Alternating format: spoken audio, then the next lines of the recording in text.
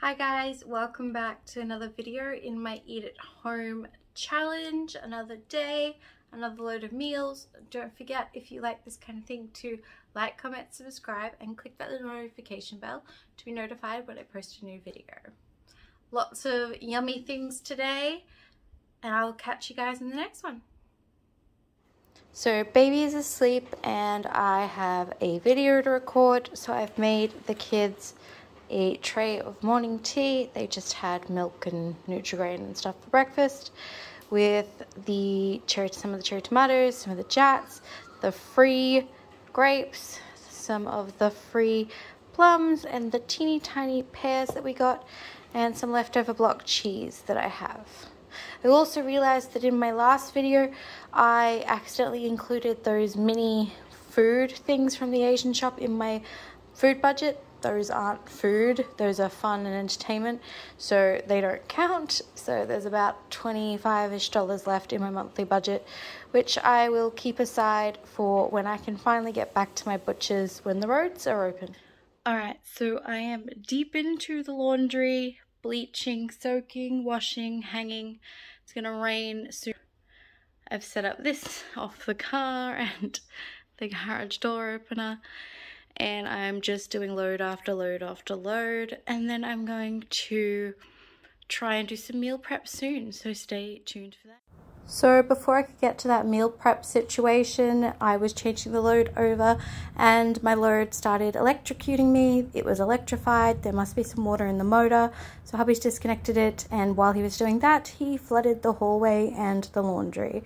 So I have no washing machine for the next 3 or 4 days while that dries out. Alright, so my kids are next door with their friends playing, and while they're gone, I'm going to try and use up some of this pumpkin in my Thermomix. I'm going to make a couple of big batches of pumpkin soup. I have tons more pumpkin that I will chop up for roast veggies and stuff like that. But right now I need to get this cooked, and then I will let it cool and put it into Ziploc bags to go into the freezer for later on in the month and later on into winter, because we don't want any of this beautiful produce to go to waste, and it is good, tasty food. So stay tuned. Alright, so I've just thrown in 500-ish grams of pumpkin, a carrot cut up, and a large onion. I sauteed the onion first. So that's 500 grams of pumpkin, 1 carrot, and 1 large onion, all blitzed up. I'm just scraping down the sides before I add in the stock cube and some water and get this thing cooking. Alright, so I just finished cooking and blitzing this. Ta-da! Pumpkin soup. 500 grams of pumpkin, carrot, large onion. I did throw in a big heaped tablespoon of garlic, maybe a little bit more than a heaped tablespoon of garlic, but I'm not going to tell you how much garlic to use. You know how much garlic you like, and the more garlic the better in my opinion. Cooked it for 20 minutes, then blitzed it. It is smooth as anything. You could do it by hand on the stove or with a hand mixer. I've added some salt and some pepper. This is about 1.7, 1.8 liters, so I added a fair chunk of salt and pepper to it. I skipped the cream. This is vegan right now because I use a Nuttelex butter, fake butter, and I've got my little station set up to make the next batch once this one's cooled down enough that I can move it over. I've got my little station over here with my cup of tea and my bags. Usually I use bigger bags, but they're bigger than this, smaller than those, and I don't seem to have any. So I'm going to do a bunch of these ones, which should be about 1 adult serving-ish, and then freeze them flat and then store them in one of those bags. So I can just grab out exactly enough for how many people I'm feeding that night, or if somebody doesn't like what we're having, I can bust out a soup. And I'm going to have some for lunch too, since I'm doing all of this cooking. And here is my lunch. You can, just grabbing my spoon out of the garlic, you can see how thick it is. You can make it thicker with more pumpkin or adding the cream, but I really like this how it is. don't eat very many vegan meals, but this is one of them. These will be great also to store up for winter. I've only cut up about half of my pumpkin so far, and I've roasted some of it already, so I still have tons to make. I'm going to keep a little aside chopped ready for roast meals, but I'm probably going to do 3 or 4 batches of this, and yeah. Alright, so I have my pumpkin soup here. That's 2 loads cooling before I bag it up. I've already got the other bags in the freezer. And I'm starting to think about dinner. So I think we're going to do sushi tonight. So we're going to do, I turned it upside down. Tuna rolls, maybe tuna rice balls, but tuna and cucumber rolls. I have some salmon for hubby that's just defrosting. I have a couple of seafood sticks.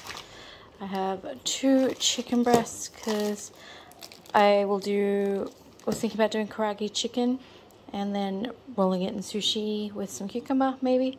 I have those 3 cucumbers which need to be used up from that fruit and veg pack.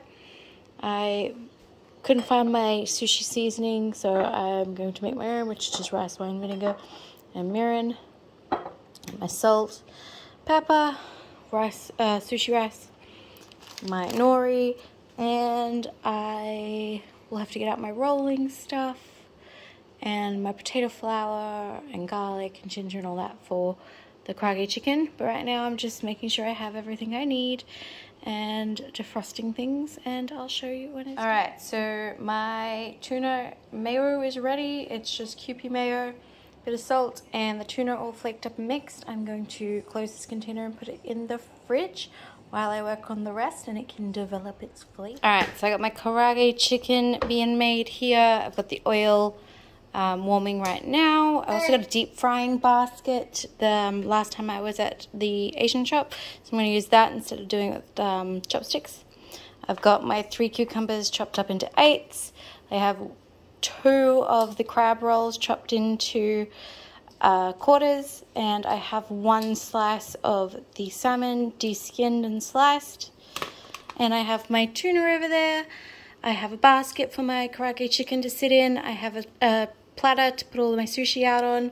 My tuna's there, my Kewpie mayo, my gluten-free soy sauce, and we're about to get rolling. So here I'm just taking some sushi rice and flattening it out with my hands on some cling film on my bench. I have some water in a bowl to keep my hands wet. It makes it so much easier to work with, and then the sticky rice doesn't stick to you and you can form everything. I put way too much tuna in this first one, but I learned my lesson and they turned out really cute and really delicious. I'll be making these for lunch boxes and more likely for myself sometime soon.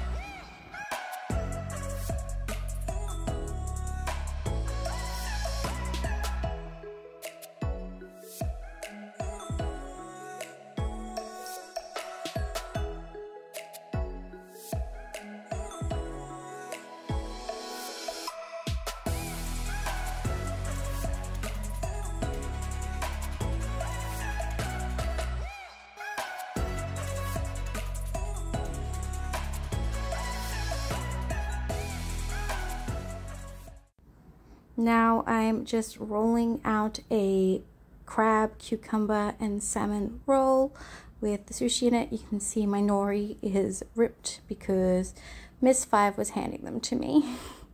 But this is one of my final rolls for the night, and I'm putting them out on a platter. You can see how I use that little bowl of water just to wet the end of the nori so it sticks, and I'm pressing down nice and hard on the sushi roll to make sure it is rolling and it's tight. If you let up at any point, you'll get a loose mess that just falls apart. Also, when you cut them, don't forget to wet your knife, get the sticky rice residue off, and then it goes through much easier. The nori kind of comes apart as it's rehydrated.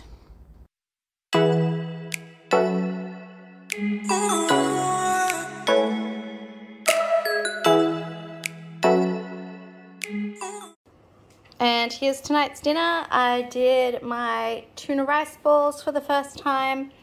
The karaage chicken hubby helped with at the end there, so it's not as crispy as I would like. He was a bit skimp on the potato flour.